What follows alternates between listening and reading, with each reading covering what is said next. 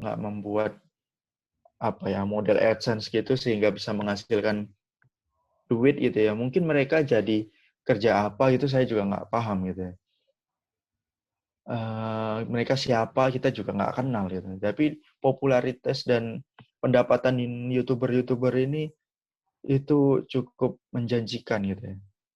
Ya memang tidak semudah itu ya, tapi peluangnya kita bisa lihat. Mereka ini dari orang yang tidak terkenal, tapi sekarang sudah punya viewers, punya pelanggan tetap yang segitu banyak gitu. Bahkan penghasilannya itu ya sudah lebih dari cukup lah kalau untuk rata-rata orang Indonesia, bahkan cenderung berlebihan. Mbak Im Paula itu paling banyak penghasilan YouTube di Indonesia itu ya. Menyentuh 13 M kalau ininya ambang batas atas gitu.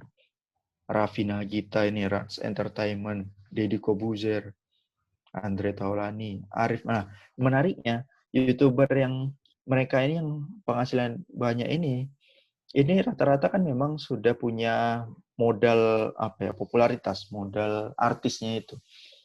Mungkin hanya si Arif Muhammad kalau yang lebih dikenal itu dengan Mak Betty itu ya. Nah, dia orang yang dia bukan berlatar belakang artis gitu. Bukan orang TV yang beralih ke YouTube, tapi benar-benar dia orang yang bukan siapa-siapa memulai konten dengan hal-hal yang unik, yang menarik gitu. Sehingga dia masuk ke jajaran 10 besar penghasilan YouTuber Indonesia gitu. Ria Ricis mungkin ya sama lah, dia bukan artis awalnya, tapi di kakaknya yang artis kan gitu. Tapi dia bisa masuk ke jajaran yang elit.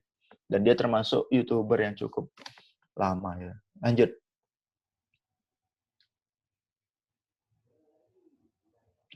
Nah, profesi yang bakal hilang di masa depan ya dengan adanya revolusi industri teknologi ini,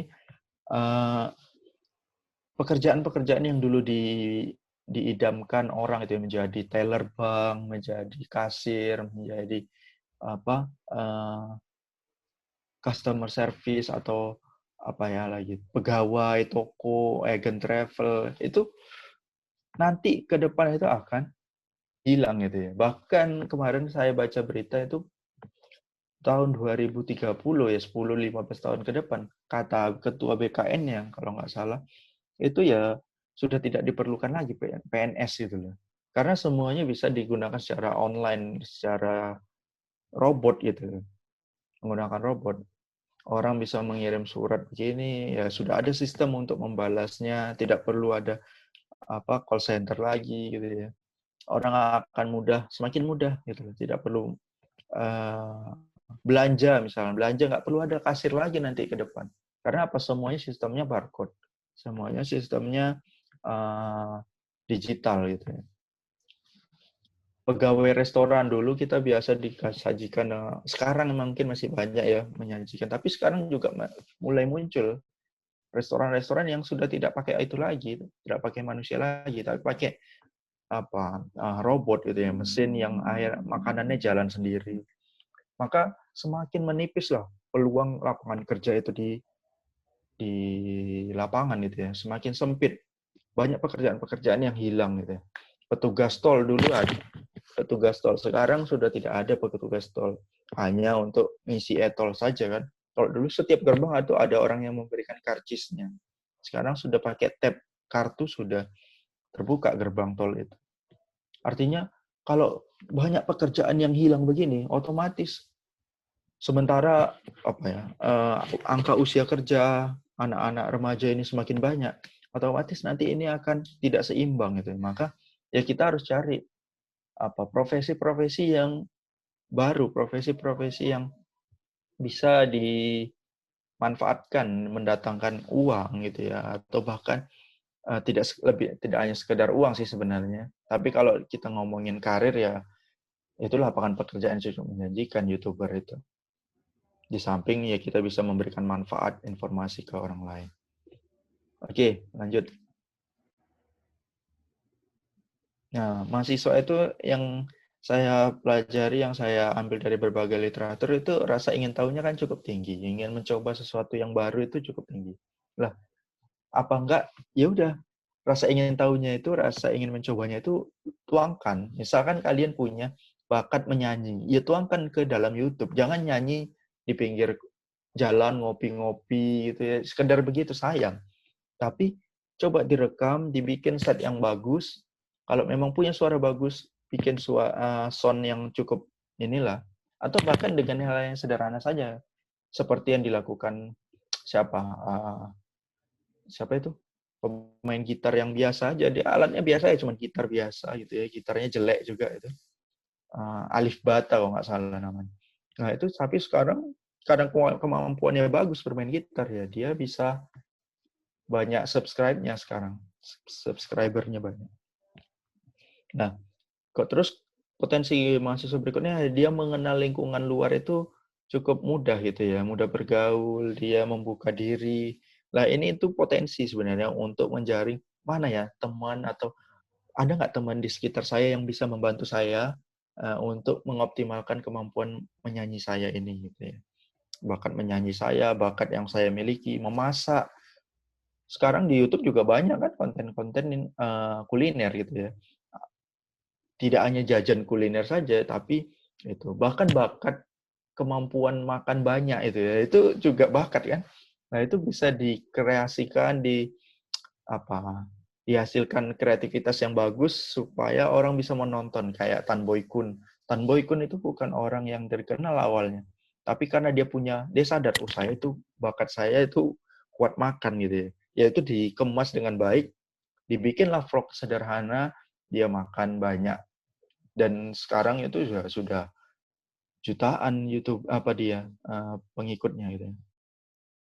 Kemudian daya nalar, daya kritisnya itu semakin tinggi, maka orang itu akan mudah mencari informasi. Oh, begini ya yang diterima publik. Oh, begini yang diterima publik, yang disenangi publik. Maka itu jadi input bagi mahasiswa untuk mengembangkan tadi, mengoptimalisasikan, membangun.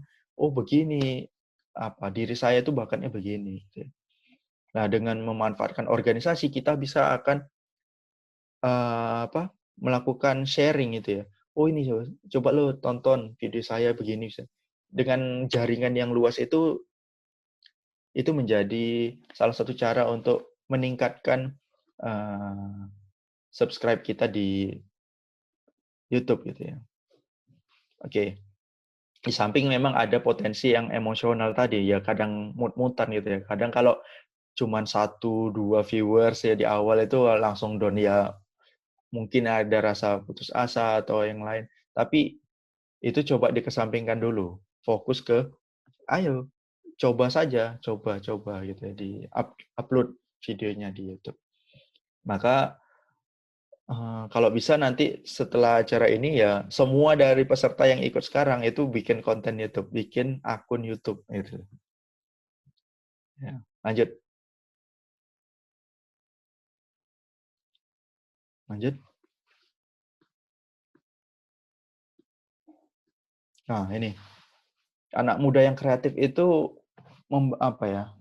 masa depan bangsa itu ya. Jadi dengan anak-anak muda yang unggul, yang kompetitif, yang aktif, yang cekatan itu ya, punya daya kreativitas yang tinggi, kemampuan negosiasi yang bagus, kemampuan memanage jaringan, kelompoknya lah. Ini yang akan bertahan itu ya. Karena jumlah tenaga kerja yang terampil itu cukup tinggi nanti itu di tahun 2030 itu ya. Ada 113 juta ini lahan-lahan baru begini. Jadi tidak ada lagi yang surat menyurat, tenaga surat menyurat hanya sekadar balas surat, itu nggak zaman lagi gitu. Justru ini semuanya ke arah keterampilan, bikin baju, bikin makanan, bikin apapun lah, otomotif kalau punya kemampuan otomotif gitu. Mereparasi sesuatu hal, woodworking, bikin kayu, keterampilan yang berbahan dasar kayu dibentuk menjadi sebuah karya bagus gitu ya. Itu yang akan eksis ke depan itu ya. Lanjut. Oke, bagaimana cara lanjut?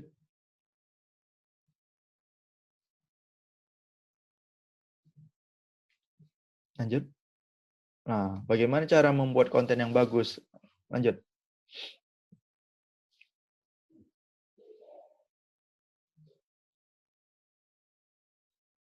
Lanjut.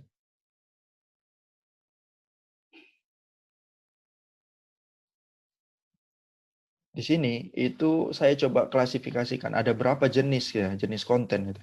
Ternyata ada cukup banyak di YouTube itu ya, jenis kontennya. Nah, dari ke-13 ini coba kalian hayatin. Saya itu lebih condong ke yang mana itu ya? Perhatian saya, ke minat saya itu ke yang mana dan saya punya bakat di bidang itu enggak? Nah, coba kalian petakan. Coba kalian petakan paling enggak 3 aja ya. Nah, itu mana yang menjadi daya tarik sehingga saya bisa membuat konten ke bidang yang mana gitu. Kayak hewan peliharaan si Alsat Ahmad itu dia dia YouTuber yang memelihara harimau. Nah, itu udah bisa jadi konten gitu loh. Dengan dia memelihara harimau dari kecil sampai besar sampai kawin. Nah, itu menjadi daya tarik juga. Jadi tidak ada yang sebenarnya yang tidak bisa di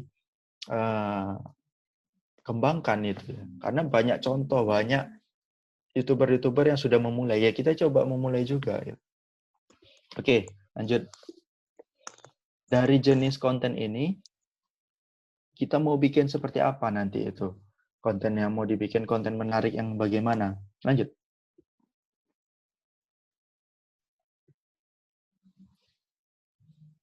Nah, apakah modelnya itu model vlog, model reaction video?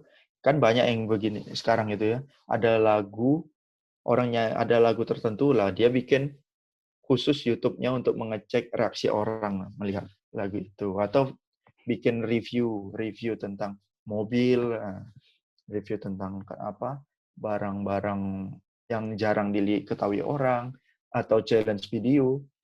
Nah, itu di ini kan, misalkan kayak kita punya kucing lah, kucing A sama kucing B lah. Kita bikin challenge, misal kucing mana yang lebih pintar, misalnya gitu. Itu kan hal sederhana yang kita lakukan sehari-hari, tapi kita bisa bikin dia secara menarik dengan membuat dia konten apa jadinya gitu. Kalau jalan-jalan, sukanya jalan-jalan, ya vlog saja jalan-jalan, tur video mulai dari awal berkemas. Bahkan mungkin yang eh, seperti yang saya pernah lihat tuh JWS Bros itu ya, dia bisa memberikan tips-tips liburan mewah, liburan murah. Hanya dengan sekian juta sudah bisa ke luar negeri, caranya sekian ratus ribu untuk ini. Nah, ini menjadi informasi baru bahwa ada kebutuhan orang mau jalan-jalan, pengen cari tahu budgetnya itu habis berapa. Nah, mereka bikin itu. Itu kan sebenarnya ya mereka jalan-jalan tapi dia bikin informasi yang menarik, informasi yang bagus untuk pemirsa. Lanjut. Nah, ini yang saya pahami itu untuk pemula itu YouTuber itu memang diawali tadi pertama ini conversation. Jadi kita nggak bisa misalkan jalan-jalan tuh hanya jalan-jalan begini nggak. Tapi ajak penonton itu berbicara, bercengkrama gitu ya, berinteraksi dengan penonton. Misalkan, halo guys, hari ini kita akan melakukan kegiatan vlog begini. Harapannya nanti kita akan bisa membuat estimasi biaya, kalau saya mau perjalanan ke sini berapa, untuk biaya tiketnya berapa. Karena orang nggak semuanya tahu gitu loh. Jadi orang harus diberikan gitu, pengetahuan yang tadi mereka belum tahu itu. Dan dengan model interaksi itu ya, pelibatan penonton lah itu cukup menarik perhatian. Oh ya, orang mau nonton karena justru di awal itu, conversation di awal itu, interaksi di awal itu ketika video dimulai, ya itu ya, daya tarik orang itu di 1-2 menit awal itu. Atau 5 menit awal itu. Kalau 1-2 menit orang udah bosen nengok muka kita ya.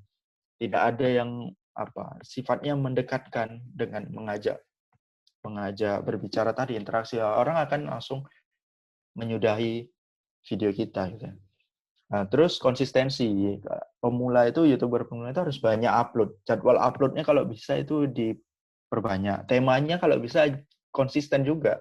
Misalkan kalau temanya tadi tentang hewan peliharaan, pets, animals itu ya, dia khususnya itu gitu. Kuatkan dulu di tema tertentu, pesan-pesannya, jargon-jargonnya itu ya, itu supaya orang melekat. Kalau kayak si Tan Boy Kun ya, WhatsApp, Tan Boy Kun misalnya begitu, nah itu menyapa penontonnya dengan cara begitu ya, itu menjadi ciri khas dia. Bahkan mungkin pakaian, atribut yang digunakan, yang ditampilkan itu menjadi perhatian juga itu. Terus kita yang kedua ini yang berikutnya ini targeting. Kita harus tetapkan dulu ini sasaran penonton kita itu siapa. Kalau nggak punya sasaran penonton itu akan susah. Ya. Ini mau disasar ke siapa? Nanti ketika udah jelas penontonnya, jadi kita bikin kontennya, bikin videonya itu enak. Wah, ini kita tahu rata-rata yang nonton begini, maka nanti bahasa saya ya, cara memahami apa ya kebutuhan penonton itu ya disesuaikan dengan sasaran tadi. Terus mudah diakses. Bikin kata kunci yang mudah untuk orang mengakses gitu ya. Misalkan ya kayak yang sekarang tuh prank ya. Dibikin kata-kata prank itu atau dibikin reaction video ya. Ya dibikin kata-kata yang tadi, yang konten menarik tadi. Diselamatkan itu, dibikin hashtag atau tag-nya itu banyak, bikin tag yang cukup banyak sehingga ketika orang searching itu mudah ketemu video kita gitu. Kemudian collaboration. Jadi kolaborasi dengan konten kreator lain yang sudah punya nama, yang sudah punya fans gitu ya. Supaya kita bisa dapat input gitu. Karena banyak juga yang misalkan dia pendatang baru, dia memulai kolaborasi sehingga mendongkrak viewers dan subscribe-nya gitu. Dan kalau bisa bikin video yang inspirasi, yang memberikan inspirasi orang banyak gitu. Jadi tidak hanya sembarangan gitu. Kayak ngasih prank sampah ke bencong-bencong ya misalnya begitu. Itu kan nggak ada inspirasi yang bisa dipelajari gitu, nggak ada. Oke, lanjut.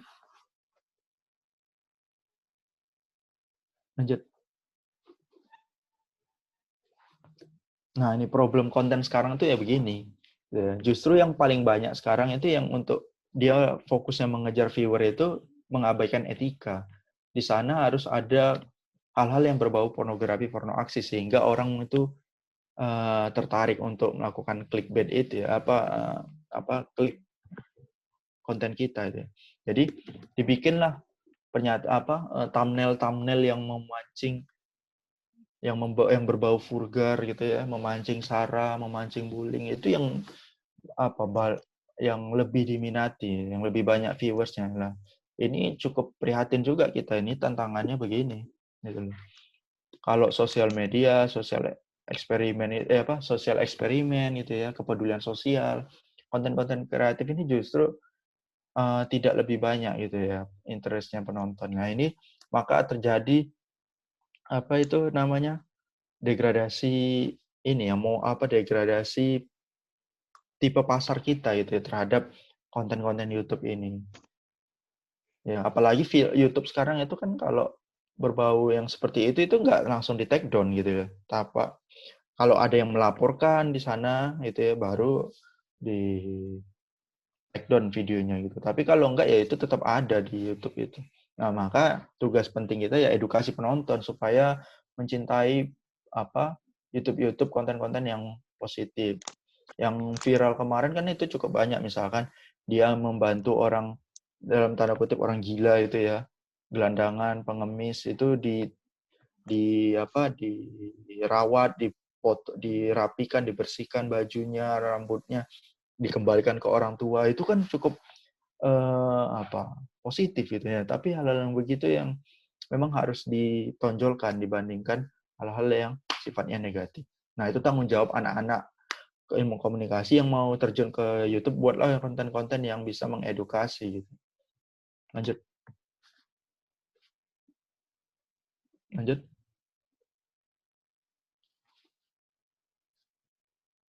Nah, lanjut, itu ada di sebelahnya ada tulisan lagi. Klik lagi. Orang Indonesia itu ternyata menghabiskan 8 jam itu ya untuk berinternet itu. Jadi rata-rata waktu yang dihabiskan itu ya segitu gitu. 8 jam itu oleh anak-anak usia kelompok umur 16 sampai 24 tahun. Jadi cukup sering orang itu memantau YouTuber kita itu ya, melihat sosial media itu, sehingga peluang untuk melihat YouTube kita itu cukup terbuka. Lanjut.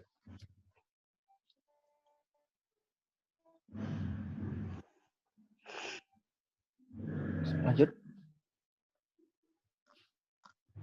Nah, itu ada tulisannya, lanjut, klik semua. Klik aja semua. Lah, hendaknya para mahasiswa yang menjadi YouTuber membuat konten yang positif gitu ya. Lanjut. Klik lagi, itu ada banyak tulisannya di sini. Tidak mengandung unsur pornografi yang hanya mengejar clickbait tadi ya. Tapi karena percuma kalau kita bikin konten begitu, orang itu dapat apa? Nggak ada dapat apa-apa gitu ya. Jadi viewers banyak, tapi kita nggak bisa memberikan sesuatu yang baik untuk masyarakat. Kita coba belajar juga dari konten-konten YouTube yang inspirasi, yang memberikan inspirasi, ya.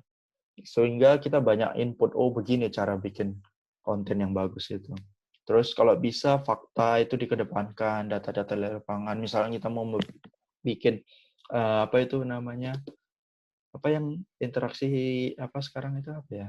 Kayak Deddy Corbuzier itu apa namanya itu? Lupa saya. Nah, itu apa? Podcast. Podcast. Nah, podcast itu kalau bisa fakta-fakta, data-data yang di lapangan itu tidak sembarangan gitu ya, tapi cukup bagus datanya, kuat, sehingga kita terhindar dari hoax gitu. Tidak ikut menyebarkan hoax. Mendorong promosi kekayaan, kearifan budaya lokal sehingga dikenal luas oleh dunia. Karena banyak sekali kekayaan-kekayaan yang kita miliki di daerah kita, itu yang sebenarnya bisa jadi konten gitu loh. Bangun jaringan dengan YouTuber lain. Nah, ini kemarin anak-anak CRN saya juga pernah bahas tentang ini ya. Gila, ada yang masuk gitu. Produksi. Membahas tentang konten. Mereka kesulitan untuk mencapai AdSense itu ya. Sebenarnya tujuannya justru jangan di AdSense-nya dulu, tapi di kontennya dulu harus dikuatkan. Bagaimana orang ketika nonton satu video kita itu pengen ngelanjutin sampai habis. Bahkan tidak hanya ngelanjut sampai habis, tapi mau beralih ke video kita yang lain. Nah, di situ tanggung jawab anak-anak CRN, anak-anak Lensa gitu ya, kalau mau bikin video. Atau bahkan kalian nanti anak-anak ilmu komunikasi, saya harapkan adalah setengahnya dari mungkin yang mengikuti ini gitu ya. Atau 30% dari yang mengikuti acara ini sudah mulai berani untuk bikin YouTube gitu loh, konten YouTube. Oke, saya rasa itu yang bisa saya sampaikan. Lebih kurang mohon maaf. Assalamualaikum warahmatullahi wabarakatuh.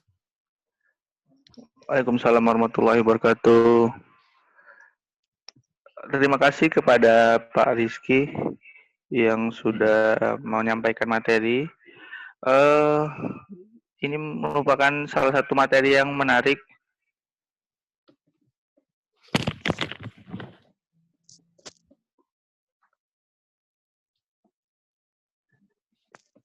Jadi Pak, ini ada satu pertanyaan dari Ahmad Afandi. Assalamualaikum, nama saya Afandi. Bagaimana menentukan traffic terhadap konten yang kita punya? Dan juga bagaimana memanfaatkan channel dari konten kreator yang sudah terkenal, yang memiliki kesamaan dengan konten yang kita buat. Terima kasih Pak. Boleh Pak dijawab Pak? Oke, ya. Jadi sebenarnya kita tuh nggak perlu takut dengan bersaing dengan konten-konten yang sudah ada, nggak usah perlu mikirkan itu. Saya berkaca dari ada salah satu YouTuber, dia orang biasa, kalau nggak salah namanya Afif Udin itu ya. Coba kalian cek Afif Udin. Di situ dia mau bikin video ya sama seperti Tan Boy Kun gitu ya. Jadi Tan Boy Kun itu kan sudah punya banyak viewers gitu ya, sudah banyak viewersnya, udah cukup banyak gitu ya, yang nonton itu pasti banyak. Lah dia itu mau memulai gitu ya, mau memulai. Dengan cara apa? Dia bikin makan nasi pakai sambal. Jadi hanya makan nasi pakai sambal gitu loh. Dengan take video yang sangat sederhana, yang dengan background yang tidak punya tidak punya setting yang bagus gitu ya. Dengan mimik wajah muka yang begitu, coba kalian cek nanti namanya Afif Udin atau Afiudin gitu ya, lupa saya. Nah, di situ dia makan nasi sambal dan orang itu justru tertarik mau menonton sampai habis. Bahkan sekarang itu dia sudah 500.000 subscribe-nya gitu ya. Hanya dengan konten makan yang kalau kita tahu banyak YouTuber kuliner yang lain itu yang sudah punya nama, tapi dia berani mencoba gitu loh. Dan dia ternyata punya pasar sendiri. Artinya apa? artinya kita nggak usah ketakut kita nggak punya banyak pasar penonton gitu loh. Pasti ada pasar penonton kita, asalkan kita rajin upload, kita rajin melakukan share ke grup-grup, ke WhatsApp, sosial media yang lain gitu. Nanti lambat laun kita bisa belajar bagaimana cara editing video yang bagus gitu ya.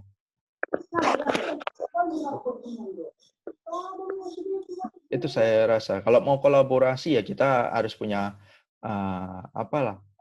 jaringan, kita paling enggak punya kontak dengan YouTuber yang bagus.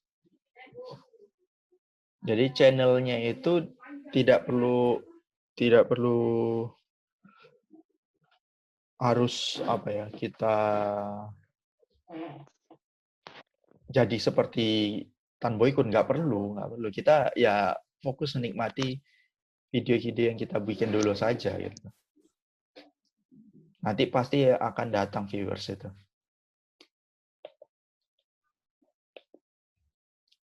Lanjut. Iya Pak, terima kasih atas jawabannya Pak. Tadi saya sedikit menarik dan ingin bertanya juga, saat ini Pak, pilihannya kita membuat konten itu sendiri atau bareng-bareng Pak? Lebih baiknya gitu loh Pak, supaya lebih cepat Bareng-bareng untuk menaikkan. sama siapa?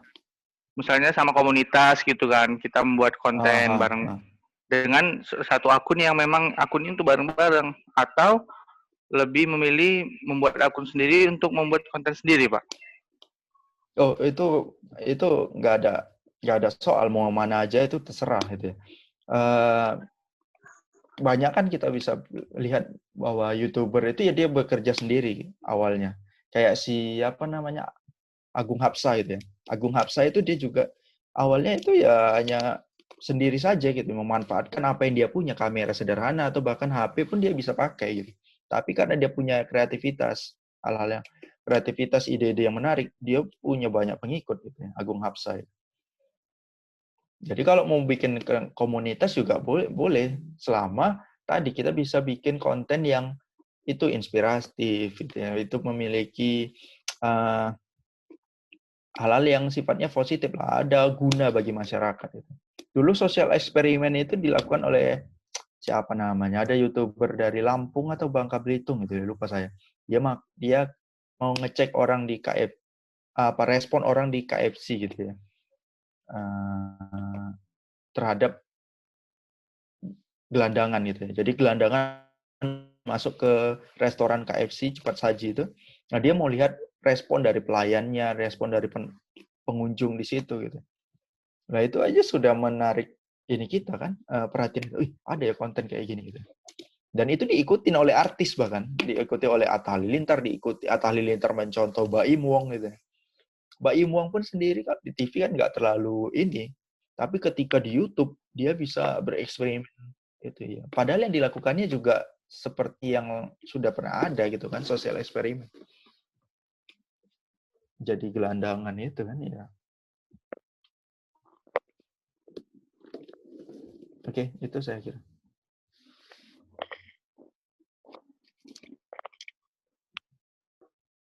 Ya, terima kasih Pak Rizky atas jawabannya. Kira-kira teman-teman dari peserta, apakah ada yang ingin bertanya lagi? Saya persilakan untuk satu pertanyaan lagi. Anak-anak CRN kalau ada pertanyaan silakan. Anak Lensa, anak LPN Dinamika. LPN Dinamika saya nggak tahu ada YouTube-nya nggak? Iya Pak, anak Dinamika ada juga Pak YouTube-nya Pak. Nah, Dinamika sudah ada TV AdSense belum? Belum Pak. Itu cukup berat ya. Ya mungkin kita harus mengevaluasi video-videonya tadi. Kalau mau bikin informasi berita video konten berita ya, contoh konten berita seperti Mata Najwa, Aiman gitu ya, Kompas TV. Mereka mencari hal-hal yang tidak umum gitu loh ya. Misalkan pemerintah atau Winsu melakukan ini. Tapi cari berita-berita yang itu out of the box. Misalkan kayak problem lampu merah di Kota Medan, ya itu kalian syuting itu. Problem lampu merah di Kota Medan. Kemacetan di Kota Medan itu disebabkan karena apa? Karena lampu merahnya tidak ada gitu. Lampu merahnya mati semua kebanyakan. Ya kan? Menarik, Pak. Iya. Atau apa misalkan banjir, ya bahas tentang banjir didalamin. Coba kalian bikin Medan Kota Lubang. Apa maksudnya Medan Kota? Lubang jalan gitu loh. Medan Kota Lubang itu. Kemana banyak sekali jalanan yang berlubang di Medan. Anak-anak CRN coba bikin thumbnail atau judul-judul yang begitu, yang mencari perhatian orang gitu. Yang kemarin yang viral yang saya pernah share di WhatsApp saya, status WhatsApp saya itu ada narapidana terdakwa mati kasus narkoba itu. Dia lolos dari penjara, menggali lubang, katanya menggali lubang dari kamarnya sampai keluar penjara. Apakah itu logis itu loh? Nah, itu kan di Kompas TV Aiman itu ya. Viral itu. Mana mungkin dia bisa menggali lubang dan hasil kerokan tanahnya itu nggak ada gitu ya. Yang kalau dihitung bahkan tanahnya itu bisa 2 truk besar, tapi nggak ada. Nah, ini kan nggak akan muncul, nggak logis kalau nggak permainan orang penjaranya, orang sipirnya itu. Nah, dia bikin video berita yang begitu, yang bisa menarik perhatian orang. Menarik gitu. ya, Pak. Benar-benar. Jangan sekedar menginformasikan ada kegiatan ini berlangsung. Nggak ada gunanya sama orang kayak gitu, kalau cuma gitu Iya, doang. benar-benar, Pak. Tidak mengidentifikasi lagi Iya, lebih dalam tidak ya, mau Pak. Harus lebih dalam. penggalian data, fakta di lapangan. Benar, Pak. Terima kasih Pak Rizky atas materinya. Oh, ini ada yang ingin bertanya, Pak. Satu lagi, Pak. Bang, saya mau nanya, ada nggak ketentuan jadwal tayang konten biar menarik penonton, misal seminggu sekali atau setiap hari gitu, Bang? Itu Pak, boleh dijawab, Pak? Oke, yang saya pahami itu kalau dia YouTuber baru itu biasanya mereka itu cukup bikin video itu nggak sesering artis kayak Raffi Nagita itu kan satu hari dia dikejar 5 video atau berapa ya? Iya 5 video itu ya. Raffi Nagita gitu. Ya kita nggak bisa begitu ya. Kalau yang masih awal-awal mungkin 3 hari sekali sehingga kita bisa lihat, oh begini ya, sudah ada yang nonton belum? Teman saya udah nonton belum?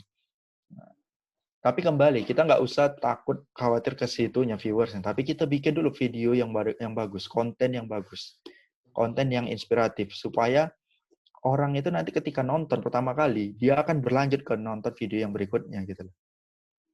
Karena kalau kita udah bikin video tapi videonya itu ya asal-asalan, terlalu sederhana gitu ya.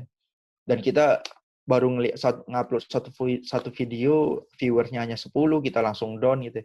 Ya jangan gitu juga gitu. Ya dilanjutkan ke video berikutnya yang lebih bagus gitu. Terima kasih Pak Jadi Rizky. memang ada tantangan tersendiri memang untuk itu. Tapi ya bagaimana lagi? Nanti ke depan lapangan kerja itu sudah semakin menipis, semakin sempit gitu ya.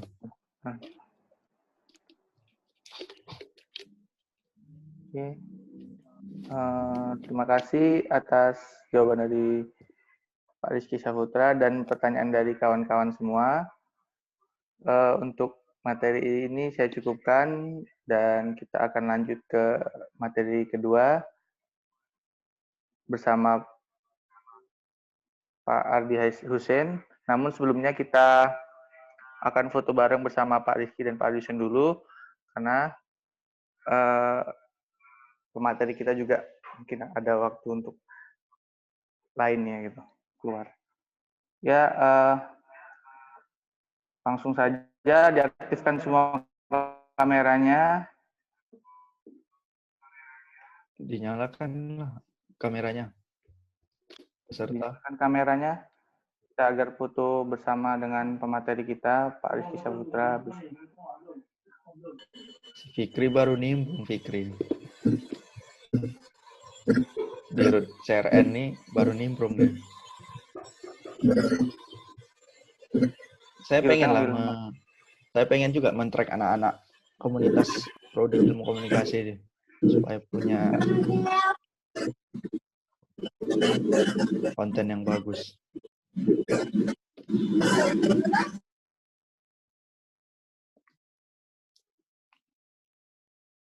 Ada sesi foto ya. Ini sesi pertama, 1, 2, 3.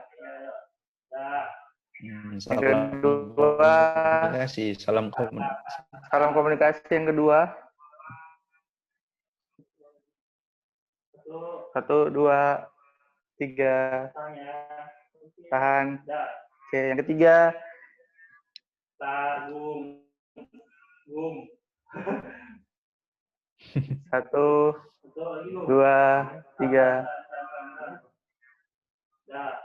Oke, terima kasih kepada kawan-kawan.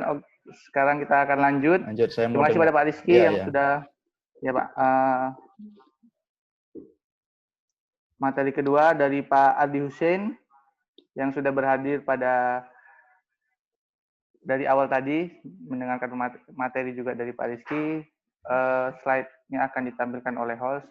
Langsung saja kepada Pak Adi Hussein, saya persilakan.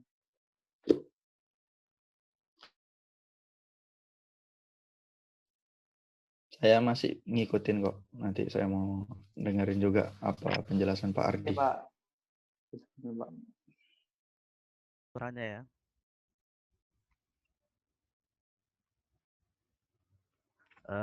Allahumma sholli ala Sayyidina Muhammad wa ala ali Sayyidina Muhammad. Rabbi shrah li sadri wa yassir amri wahlul 'uqdatam min lisani yafqahu qawli. Hormat saya kepada Bapak Rizky Saputra yang sudah meluangkan waktu dan pemaparannya terhadap tentang milenial ini, ya kan. Ini luar biasa pemaparannya ya. Dan tantangannya bagaimana gitu ya kan. Ini saya hanya menambahi dari pemateri dari Pak Rizky tadi, itu yang luar biasa ya. Ini hanya menambah sedikit aja sih sebenarnya sama kawan-kawan gitu. Nah, ini berdasarkan pengalaman gitu. Makanya dibuat tentang tujuannya bagaimana menurut media dengan apa karir baru milenial, peluang dan tantangannya. Ayo next, slide-nya next. Lagi. Kedengaran suaranya ya? Ya, lagi. Ini nanti aja nanti di share apa ya? Nanti di grup WhatsApp ya. Ini nanti. Ya, benar Pak. Di share lagi. Next. Ya. Next. Nah, ini kebetulan kesibukannya ya begini gitu. Nah, next ya. Ya. Selama perubahan di COVID ini, kita ini rata-rata ini sekarang ini kegiatannya di sini kita kilas balik dulu ya kan. Rumah itu menjadi aktivitas gitu loh dibandingkan di luar. Sebagian besar orang tua ada di rumah dan seluruh anak berada di rumah dan kita rata-rata WFH ya. Dan seluruh sekarang itu mahasiswa itu rata-rata ini apa namanya WFH ya, ini ya daring harus paket oke ya kan. Baru banyak sih sebenarnya macam-macamnya perubahan ini sekarang kita kembali ke arah teknologi yang dibilang Pak Rizky tadi. Kita harus update jadinya. Next ya. Ya, next. Ya, lagi. Halo host. Next.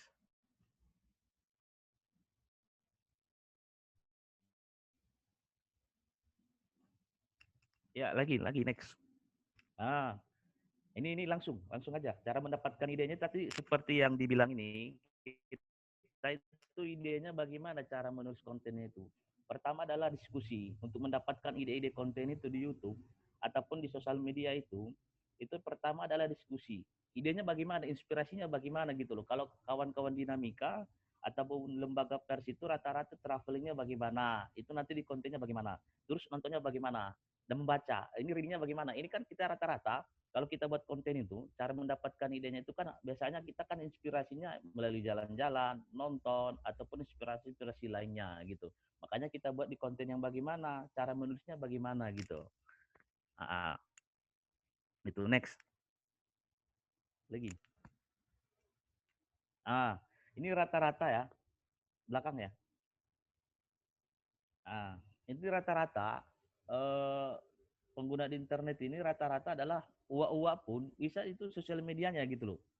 Itu rata-rata 65 yang banyak milenial itu rata-rata kepemudaan itu adalah sekitar 25-29. Itu banyak-banyak range-nya, rata-ratanya gitu loh. Yang sering banyak dikunjungi itu adalah di Facebook 50%. Itu kan sekarang itu kalau di Facebook itu kan rata-rata 5.000 K. Itu terhubung nanti kalau kita ngupdate status, itu nanti kalau kita di story di WA, nanti terhubung sama IG sama Facebook. Itu rata-rata begitu sekarang. Tapi perbatasannya sekarang itu Facebooknya kan hanya 5.000 K. Kalau di IG sama di YouTube itu banyak gitu loh. Itu. Ini perbandingannya sesuai dengan yang ini gitu. Itu banyak sih sebenarnya. Ya, next. Aku next. Lagi. Dengar suaranya ya. Nah, ini dia. Jadi pahami belakang. Jadi di media itu artinya adalah bagaimana media cetak apa yang mau kita tulis gitu loh. Misalnya begini, ini media cetaknya bagaimana, koran, majalah gitu.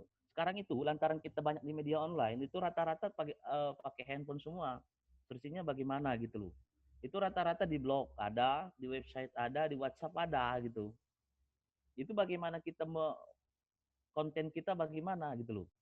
Ke arahnya kita bagaimana gitu loh. Apa yang mau kita buat gitu. Ya kan? Itu sih yang ini mau diarahkan kemana tentang ide-ide yang tadi. Ke media cetak kah? Misalnya rata-rata ke media online, rata-rata kebanyakan ke media online gitu loh. Ya, lagi. Next. Ya, ya ini dia. Dengan menembus dengan rata-rata ide-ide kreatif tadi, itu kita harus bangun motivasi. Misalnya kita kalau kita melamar kerja ataupun bagaimana, kita kan kadang pasang surut dia naik turun, kadang diterima, kadang enggak. Jadi diucapkan di dalam motivasi kita itu adalah bagaimana motivasi yang kuat untuk bangun lagi gitu loh. Kadang kan tulisan kita nggak tertarik orang, konten-konten kita kadang di dislike di YouTube ya kan, komentar cemooh ataupun bagaimana. Tapi kita harus bagaimana bangun motivasi yang kuat dan pantang apa karakteristiknya media yang dituju gitu loh. Ini dia karakteristiknya gitu. Jadi ide-ide kreatif itu harus ide yang menarik gitu. Dan tuliskan misalnya yang seperti yang dibilang Pak Rizky tadi masalah hobi makan itu saya sepakat enak dia. Jadi hobinya itu dibayari gitu loh. Kemana jalan-jalan, kemana ide-idenya itu dibayar apa namanya diikuti orang followernya gitu. Itu sih sebenarnya yang kreatif gitu loh. Sekarang itu kalau masalah apa tulisannya itu adalah penyuntingan. Ibarat kita kan kalau kita menimbus tujuan media kita itu adalah bagaimana tujuannya gitu. Ya kan?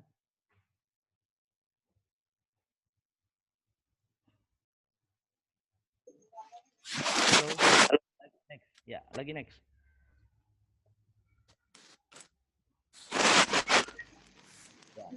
Ini membangun motivasinya bagaimana? Menulis untuk apa sekarang kan gitu. Membangunnya apa? Kira-kira untuk membuat kreatif itu di konten itu menulisnya untuk apa gitu? Pertama kita itu adalah untuk mendapatkan uang atau menaikkan prestasi gitu. Yang apa yang di bawahnya lagi itu adalah menulis untuk siapa? Untuk seseorang yang kita spesial atau untuk menulis sosial masyarakat. Misalnya konten kita itu bagaimana? Rata-rata kan orang sekarang itu untuk status sosial. Apa kegiatan dia ataupun bagaimana untuk menaikkan prestasi dia untuk diakui konten-konten yang menarik gitu loh. Untuk bagaimana gitu. Itu next ya. Ya, ini dia bagan-bagannya bagaimana yang gimana gitu. Ini.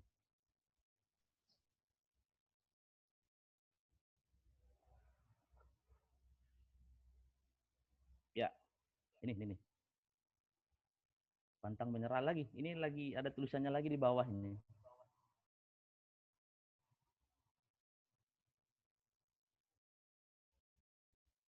Karakter medianya misalnya begini.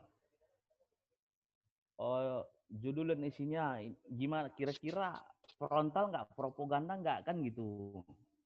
Mengandung konflik nggak kan gitu. Sekarang media ini kita harus bagaimana menaikkan rating gitu loh. Kadang di media ini, kadang di YouTuber ini ataupun bagaimana kita ini harus ada penyampainya datar. Ya main macam air aja gitu loh. Pokoknya mau like ataupun disukai orang atau di follow orang itu terserah. Kalau kita membuat terhindar dari permasalahan ataupun bagaimana, kalau nggak seperti propaganda ataupun bagaimana, kita main datar aja, yaitu menjauhi konflik gitu. Ini karakteristik media yang kebanyakan sekarang gitu.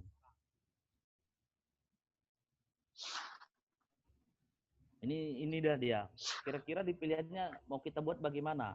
Di judulnya apakah kita menggigit? Misalnya kita yang kira-kira judulnya yang lain daripada yang lain gitu. Baru yang kira-kira ini. Kalau kita sebenarnya kalau ingin biasa-biasa saja adalah menjauhi konflik, cari aman aja kan gitu. Tapi kalau untuk mencari yang fenomenal ataupun bagaimana ya itu harus buat sikit-sikit konflik lah biar di banyak orang share ataupun banyak ini kan. Tapi siap-siap lah pula harus komentar-komentar netizen kan gitu. Ya next lagi.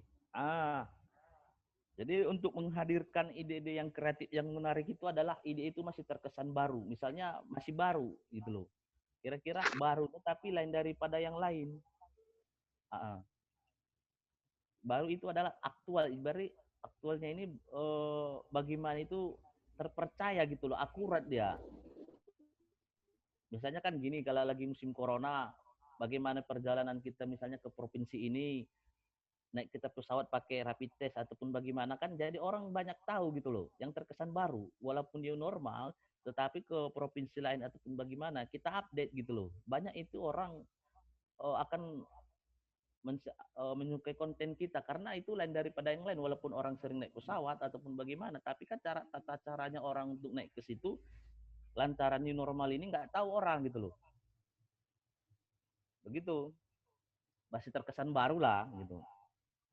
Kalau misalnya begini, kalau di kami berdasarkan pengalaman itu kan, kalau kami di konten-konten kreatif itu kan kebetulan kan di ada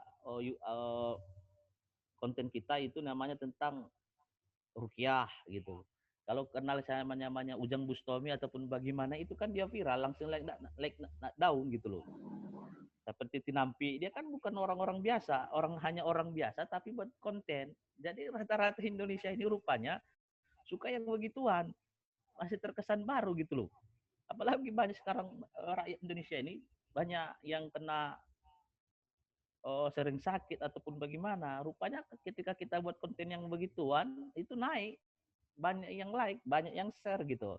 Itu masih terkesan baru, itu ide kreatifnya gitu loh. Nah, next.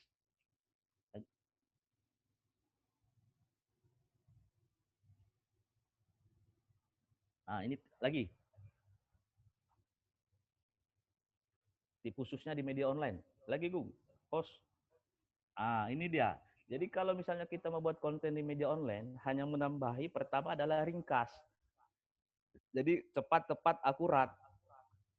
Baru yang kedua adalah kemampuan beradaptasi bagaimana gitu loh. Misalnya rata-rata kan apa yang disukai orang adalah jarang nonton TV, tapi kebanyakan orang seperti lembaga survei tadi itu melalui handphone gitu loh. Itu kemampuan kita bagaimana beradaptasi seperti software-software di Play Store itu bagaimana kita menggunakannya gitu loh. Dan kemampuan untuk yang dipindai, artinya di sini adalah kemampuan kita dalam up to date tentang teknologi ataupun dari startup itu bagaimana gitu loh. Dan menggunakan untuk interaktif. Dan komunikasi kita bagaimana tentang menanggapi yang ada di sekitaran tentang di media itu. Gitu. Lagi.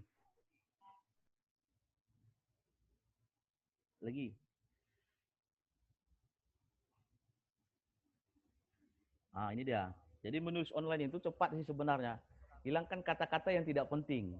Misalnya kan ini namanya ada yang namanya memperpanjang durasi. Kalau kata Sule itu kan kalau kita banyak lagi dialog, ente kebanyakan ini memperpanjang durasi gitu loh. Kan? Memperboros kalimat gitu loh. Kan hanya kalimat yang berulang-ulang itu aja yang diulang-ulang dari paragraf 1 ke paragraf 2. Tapi masih sebenarnya di paragraf 1 itu ada gitu loh. Baru sebuah ya adalah mengusahakan sebuah tulisan tidak lebih dari 800 kata. Itu artinya itu adalah cepat, tepat, padat gitu. Apalagi sekarang itu kalau kita sering nengok lahir itu, apalagi nanti paper esai perlombaan ada hadiahnya itu rata-rata dibuat begitu 800 kata sampai 3000 kata. Itu biar durasinya cepat gitu loh. Tidak lebih dari 100 kata, bagaimana harus ide kreatifnya itu bagaimana gitu. Harus jelas ide pokoknya gitu loh. Dan terakhirnya itu adalah piramida yang terbalik, artinya terpenting di atas. Ini kan piramidanya begini. Jadi semakin banyak kita di atas itu, semakin tahu bagaimana step by step ke atas tulisan kita bagaimana. Kan kalau pemula kan amatiran itu biasanya masih banyak pemborosan kalimat. Itu nggak masalah. Tetapi sedikit baratnya kita itu nanti, itu ketika bertanya orang ataupun kita membuat tulisan, itu lebih kreatif gitu loh. Itu. Lagi host.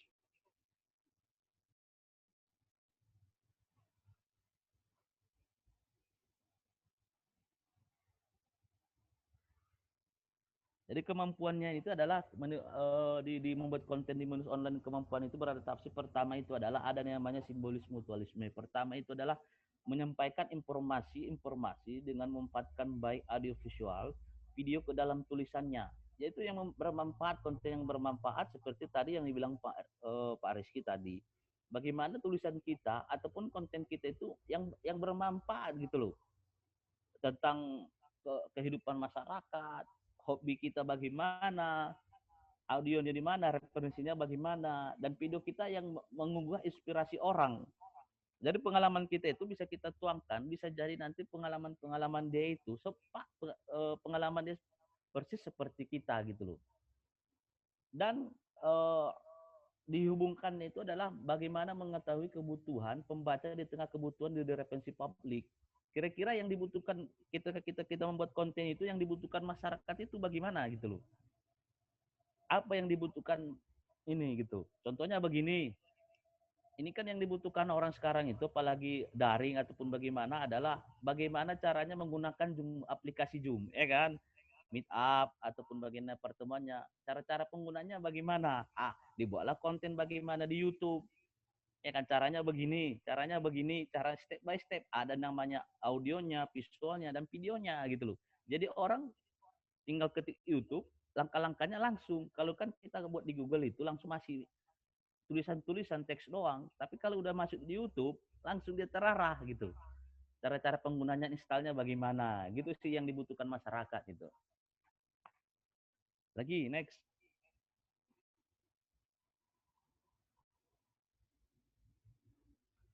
Ini dia. Ini yang perlu. Jadi kemampuan untuk dipindahnya adalah tidak ganda, tidak artinya tidak ambigu, tidak double-double gitu loh.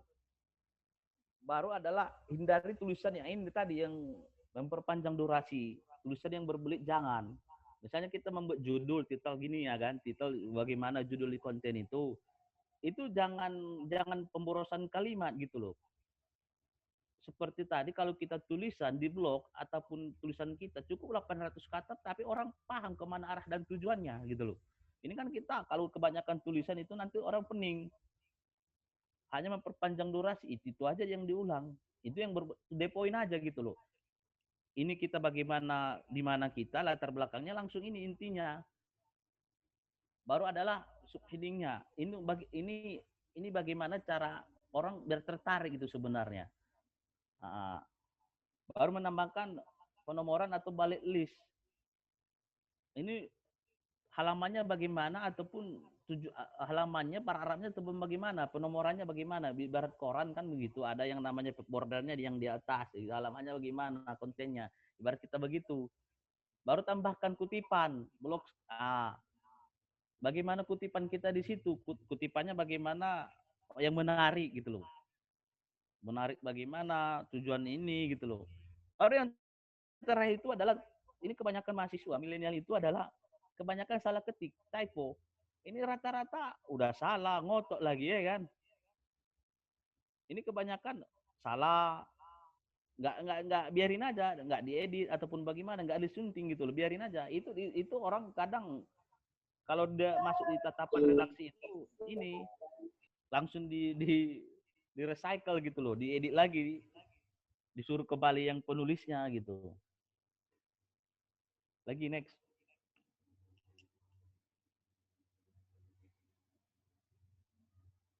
Ya, lagi host. Ini dia membuat user menjadi lebih dekat. Artinya di sini provider dan user itu ibarat kita begini, antara pemateri sama netizen ataupun yang mengikuti kita itu, follower kita itu, kita kan trendsetter nih. Ada yang mengikuti kita follower, ya kan? Bagaimana caranya kita itu hubungan emosional kita itu semakin dekat gitu loh. Jadi terasa hubungan emosional kita itu, chemistry-nya itu makin kita dekat sama ini yang follower-follower kita gitu loh. Memahami dia bagaimana, itu sih sebenarnya. Ada hubungan emosional lah, psikologinya dekat lah gitu loh.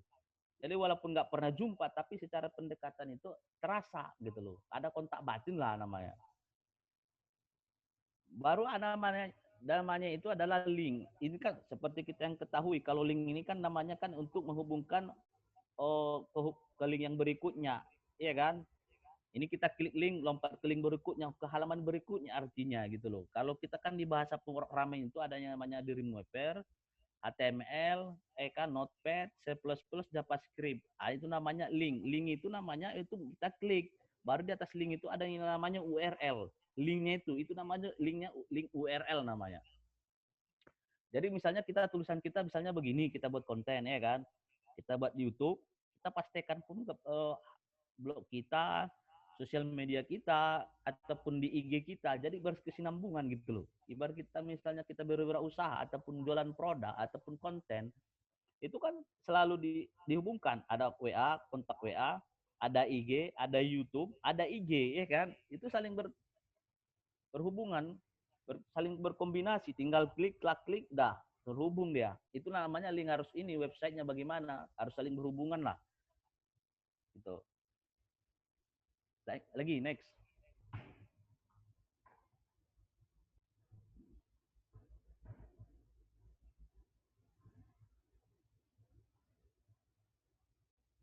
Ini dia.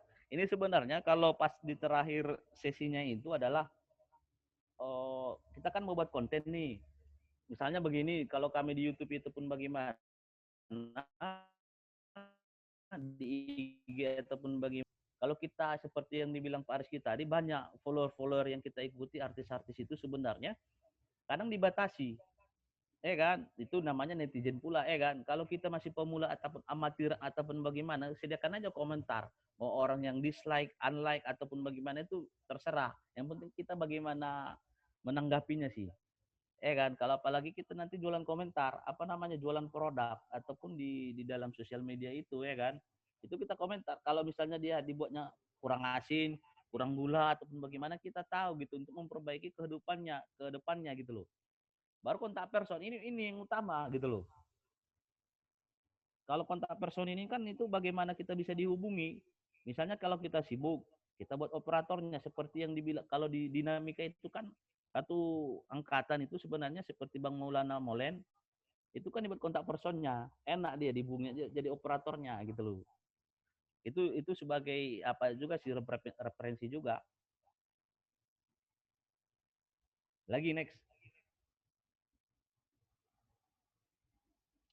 Jika masih bingung, ini kan tulisan-tulisan kita tentang berwirausaha nih.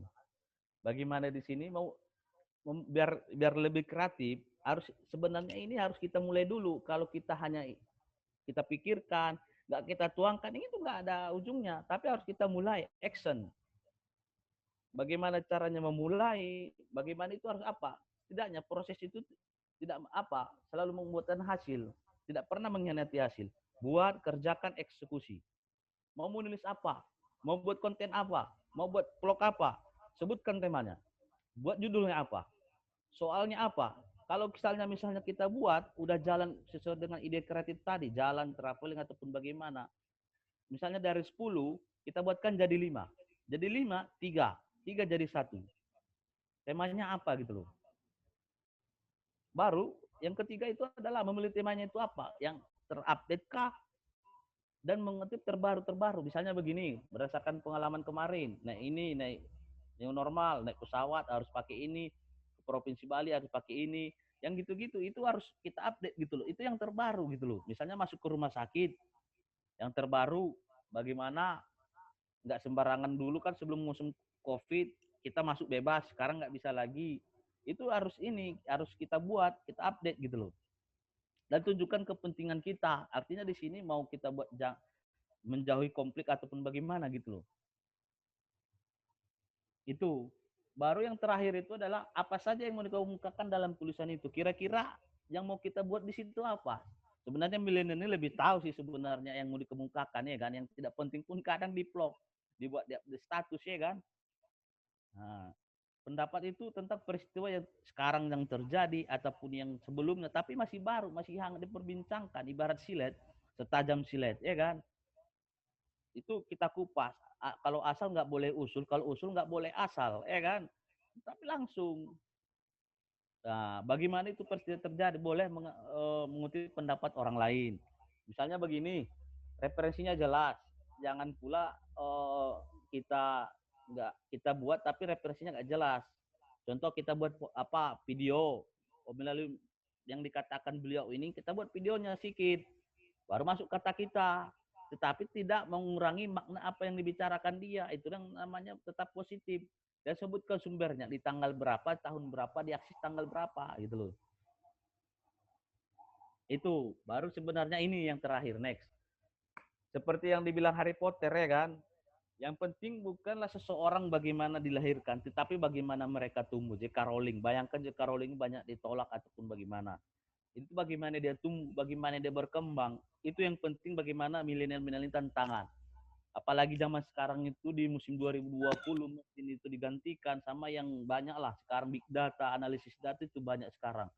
Itu sekarang kita harus bersikap. Sekarang itu nggak bisa zamannya lagi seperti satu skill. Harus muncul talent dia.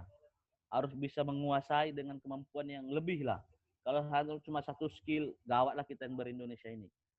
Ya harapkan sama mahasiswa ataupun kawan-kawan dari Batubara ataupun kawan dari mana, kita harus yang namanya mempunyai banyak skill.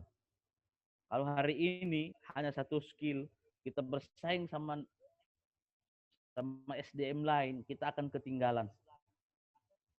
Diharapkan itu yang harus kita semangat, harus kita pupuk bagaimana ke depannya kita ini terpakai bisa dan alumni-alumni luar biasa top di 2023. Itu ke depannya lagi. Terima kasih. Ada pertanyaan ataupun bagaimana? Silakan cek di kolom komentar ya kan. Saya kembalikan kepada moderator. Terima kasih. Iya, terima kasih kepada Pak Hadi Hussein yang sudah menyampaikan materi yang cukup banyak dan cukup penyampaiannya pada sesi kali ini. Tadi ada pemaparan menarik juga. Saya ingin bertanya, Pak, ketika kita ingin nulis, tapi selalu aja ada sesuatu hal yang, aduh nggak enak nih untuk nulis, ada nih, apa ya, belum ada mood yang untuk kita tuh, yuk menulis gitu. Tapi banyak ada tantangan-tantangan lain yang masuk, udahlah nanti aja gitu, Pak. Menghilangkan yang efek-efek seperti itu gimana tuh, Pak? Kira-kira dari Bapak. Oh, gini. Kalau gini tipsnya ya kan, sebenarnya obat galau, obat malas itu sebenarnya nggak ada ya kan. Tapi harus dari diri kita ya kan.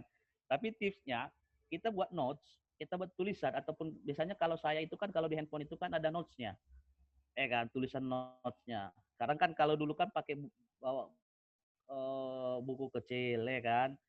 Ya kan? Sekarang kan di handphone kan ada notesnya. Kalau saya ngopi ataupun bagaimana, saya buat jadwalnya. Pas lagi ngopi, ya kan, Saya buat ngopi, pas ketik ataupun bagaimana saya buat tulisannya di situ. Misalnya 5 judul nih. Pas lagi ngopi saya ingat, oh ini nanti judul yang paling bagus. Yang 5 ini nanti saya filter pas lagi ngopi. Biasanya inspirasinya itu ketika banyak kerja, itu nggak ini, tapi pas lagi ngopi, lagi gitu loh. Pas misalnya lagi happy lah, suasana bahagia lah. Lagi suasana bahagia, lagi suasana santai, diketik. Misalnya diketik pakai tulisan, disimpan dulu. Itu. Paham ya? Iya, Pak. Untuk peserta, jika ada yang ingin bertanya, boleh langsung aktifkan mikrofonnya juga nggak apa-apa. Atau jika malu, bisa di kolom chat. Ya, boleh saya hello apa kabar pun boleh. Halo. Say hello juga boleh. Sambil berkenalan kepada pemateri kita. Kalau kami di kepemudaan ya, kalau kita kan lantaran di magister kepemudaan, kita kan rata-rata milenial gitu loh. Itu di beasiswa Kemenpora itu dulu, itu kami 30 orang harus mempunyai yang namanya sosial media. Jadi itu harus di-subscribe gitu loh, harus banyak konten-konten yang bernuansa tentang kewarganegaraan nasionalis. Itu. Jadi bagaimana kita itu kreatif, bagaimana kita itu tulisan-tulisan kita itu diterima. Jadi kalau sifat tidak mau memulai dari sekarang itu hanya kita sebagai penikmat. Artinya kita hanya follower. Kapan lagi jadi trendsetter, kan? Kita kan follower terus kita. Trendsetternya kapan? Pendahulunya kita kapan? Inisiatornya kita kapan? Kita harus jadi inisiator sekarang.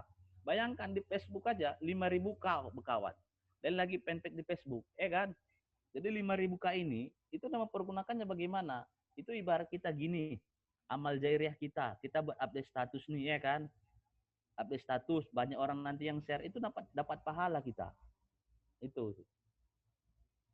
Terima kasih. Ada yang mau bertanya lagi? Oke, Pak. Kadang Pak di umur saat ini Pak, di masa milenial ini Pak, kita belum mendapatkan, oh apa nih skill kita sebenarnya? Apakah mau jadi YouTuber atau penulis? Kadang-kadang kita masih bingung bagaimana untuk mengetahui apa sebenarnya yang kita bakat yang kita miliki. Itu caranya seperti apa, Pak? Jadi gini, apalagi kan di jurusan ikom ya, harus yang namanya menguasai yang namanya teknologi. Ya kan? Teknologi bagaimana, harus update, ya kan? Kalau masalah skill ini nanti seiring nanti perjalanan hidup ataupun nanti ke depannya, itu namanya kita di tempat itu namanya memperbanyak relasi, jaringan relasi. Dan speaking public kita nanti bagaimana? Ketika nanti di dunia kerja, di manajemen pengembangan organisasi, itu perlu. Ketika ditanya itu bukan bagaimana masalah kita, nilai kita tinggi, tapi itu nomor bagaimana kita merumuskan permasalahan di dalam suatu permasalahan, bagaimana solusinya sih? Itu.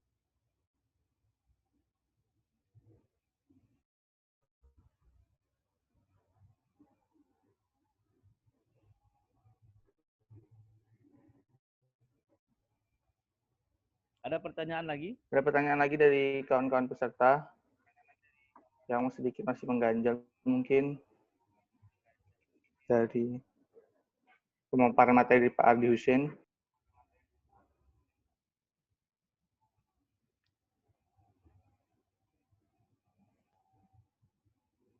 Oh.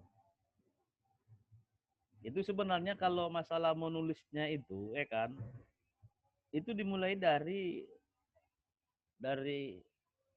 kalau kita mempunyai sosial media, itu kan kita buat status itu sebenarnya kan udah bisa menulis sih sebenarnya.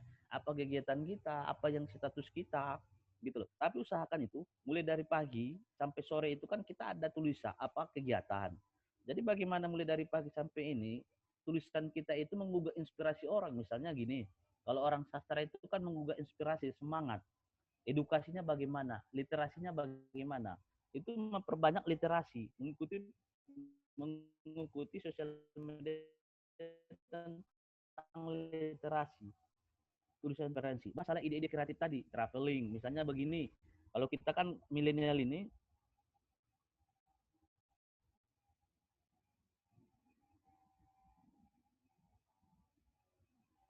misalnya kan milenial ini, misalnya kawan-kawan lah, kalau misalnya pergi ke suatu daerah kabupaten tempat wisata, kan, itu kan biasanya update status, kan, itu kan sebenarnya sudah mulai menulis, mulai dari keberangkatan sampai sampai di tempat lokasi gitu loh. Biasanya kan kalau misalnya milenial ini update itu tapi dibuat lokasinya langsung, kan, misalnya pemandangan ataupun pantai sungguh gini gitu, kan tulisan.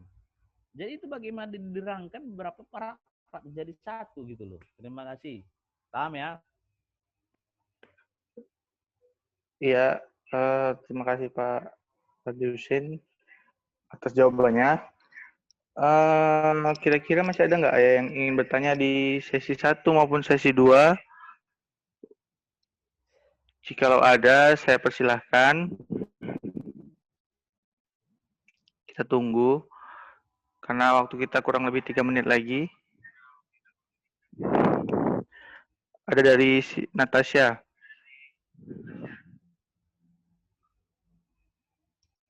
Oh Pak, iya, saya ingin bertanya bagaimana membuat agar tulisan kita dapat mempengaruhi orang lain. Oh iya, luar biasa. Ini namanya ibarat the right man, the right place on the right job, ya kan? Jadi gini, kalau membuat tulisan kita, itu biasanya kan bermula dari itu yang tadi yang saya bilang, masalah ide. Itu tulisan kita itu, ketika kita mau tulisan kita menggugah inspirasi tentang kebaikan, tentang spiritual kebaikan itu, misalnya itu nanti kelihatan banyak yang share di Facebook status kita bagaimana, sama di IG bagaimana. Biasanya begini, kalau kita tulisan kita tentang kebaikan atau menggugah inspirasi adalah bagaimana kalimat-kalimat motivasi kita dan memperbanyak literasi tentang kebaikan, memperbanyak referensi. Akhirnya nanti sesuai dengan kehidupan kita, kehidupan yang kita buat, sesuai dengan apa yang kita alami, kita share di Facebook. Dan itu ada orang yang share pengalaman sama kita dan posisinya pas sama kita, itu akan di-share lagi. Itu nanti kelihatan, cara penilaiannya adalah share dan like. Itu berarti ada yang suka, pas sesuai dengan posisi pengalaman-pengalaman kita. Misalnya begini, yang tergugah inspirasi misalnya di umur rate-nya ini rata-rata di umur 21 ke 23 itu proses jati dirian. Itu masalah misalnya tentang saya bagaimana ke depannya, baru yang kedua masalah percintaan ataupun bagaimana, itu banyak status-status bagaimana ke situ. Ada juga tentang cerita tentang khazanah keislaman gitu loh, kebaikan gitu loh. Itu nanti cara penilaiannya begitu. Terima kasih.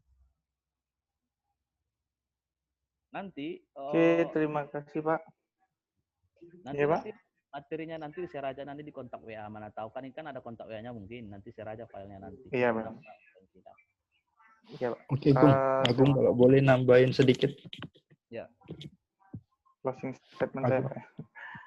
Iya Pak. Oke, Agung boleh nambahin dikit Gung. Iya Pak, silakan Pak Rizky. Oke, jadi karena ini prodi ini cukup perhatian dengan anak-anak ilmu komunikasi mahasiswanya, dan saya juga sebagian menjadi bagian dari prodi ilmu komunikasi UINS ini. Saya harapkan setelah acara ini memang kita harus mulai berani. Pertama mulai berani bikin akun. Itu yang pertama, dan akun YouTube. Dan persoalan apa idenya, sebenarnya kemampuan kita itu bisa. Misalkan ya, kayak Jerome. Jerome itu dia punya kemampuan perkalian, matematika yang bagus. Dia bikin konten tentang itu gitu. Jadi nggak perlu mencari hal-hal yang kita susah untuk melakukan. Tapi apa yang sudah punya, apa yang sudah kita miliki, apa yang kita sudah punya, misalnya kemampuan menghafal, cara menghafal, tipsnya bagaimana, begini. Atau kemampuan menghitung, begini tipsnya. Kasih tahu aja begitu, bikin video sederhana, nggak usah lama-lama, misalkan 7 menit, 5 menit gitu ya. Tapi orang mau nonton ada sesuatu yang bisa dipelajari. Misalkan kita ahli mendesain foto misalnya gitu ya. Bagaimana menghilangkan jerawat pada wajah orang misalnya gitu. Ya itu bikin video-video begitu. Itu kan hal-hal sederhana. Bahkan kalau kita mau jalan-jalan, ya, mau jalan-jalan itu sebutkan misalkan tempat yang baru atau tempat yang belum banyak dikunjungi orang, dan kita sebutkan mulai dari awal itu misalkan transportasi yang digunakan, biaya yang digunakan, ada apa saja di sana gitu ya, apa kendala-kendala selama menuju perjalanan itu, sehingga orang, oh kalau mau ke sana, ini ada tipsnya begini gitu loh, menghabiskan duit sekian, kendalanya sekian, ini kan hal-hal yang sebenarnya kita bisa bikin gitu loh. Apalagi saya rasa anak-anak komunikasi itu sudah dibekali dengan ilmu fotografi yang baik gitu ya, kemampuan menulis yang baik, kemampuan mempresentasikan dengan baik. Maka dalam perkuliahan nanti kalau misalkan sudah masuk perkuliahan, sebisa mungkin kita itu membayangkan kalau saya gunakan ilmu ini ke ke karir saya nanti, profesi saya nanti, itu bisa berjalan nggak misalnya. Nah, di mana kita harus membayangkan, misalkan saya jadi content creator, maka ketika dapat mata kuliah foto jurnalistik, maka ini berperan di sisi apa? Ketika saya dapat mata kuliah presentasi MC, itu bagaimana bekerja di lapangan? Jadi nggak perlu dikhawatirkan, saya nggak punya kemampuan kayak Jerome. Ya udah, nggak usah. Tapi kita cari orang yang kayak Jerome. Ada nggak yang bisa mengalahkan Jerome misalnya begitu? Nggak mesti kita kan? Kan kita bisa menggunakan manfaatkan orang lain. Oke, itu saya rasa. Oke, dari Pak Adi, ada yang ingin ditambahkan, Pak? Oh, ini hanya pesan saya sama kawan-kawan e-com ya kan. Hanya bermula dari ini ketika umur 20 tahun saya sudah biasa menulis di media kan, dulu kan belum media online ya kan. Hanya pesan kalimat motivasi, misalnya pernah gagal, tidak menyerah, coba lagi. Mungkin kita yang gagal, tapi bukan kita yang menyerah. Semangat terus. Dah. Terima kasih kepada Pak Rizky dan Pak Adi Hussein telah memaparkan materi dan sudah sampai di akhir sesi. Mudah-mudahan apa yang disampaikan kepada pemateri kita yang luar biasa ini dapat bermanfaat bagi kehidupan kita dan bisa langsung diaplikasikan kepada masing-masing peserta untuk bisa membuat akun ataupun mulai menulis yang baik dan diterbitkan di media online. Dan di akhir ini kita akan ada sesi foto untuk pada peserta diharapkan untuk mengaktifkan kameranya.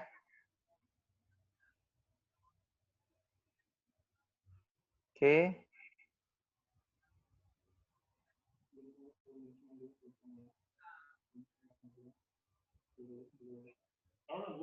Udah.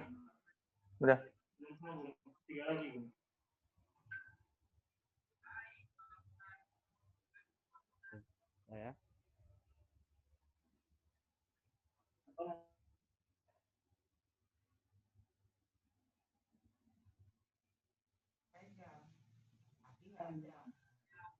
Kawan-kawan bisa aktifkan kamera. Informasi kita udah mulai masuk kuliah dan mungkin bisa lebih produktif lagi dalam berkegiatan.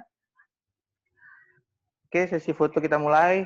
Yang pertama, satu foto biasa, 1, 2, 3. Oke, yang kedua.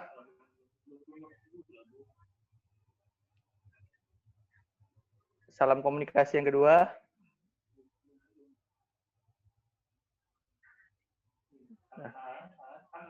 Satu, 2, 3. Oke, terima kasih. Saya ucapkan terima kasih kepada pemateri sekali lagi. Saya akhiri dengan wassalamualaikum warahmatullahi wabarakatuh. Waalaikumsalam warahmatullahi wabarakatuh. Sedikit menyampaikan informasi untuk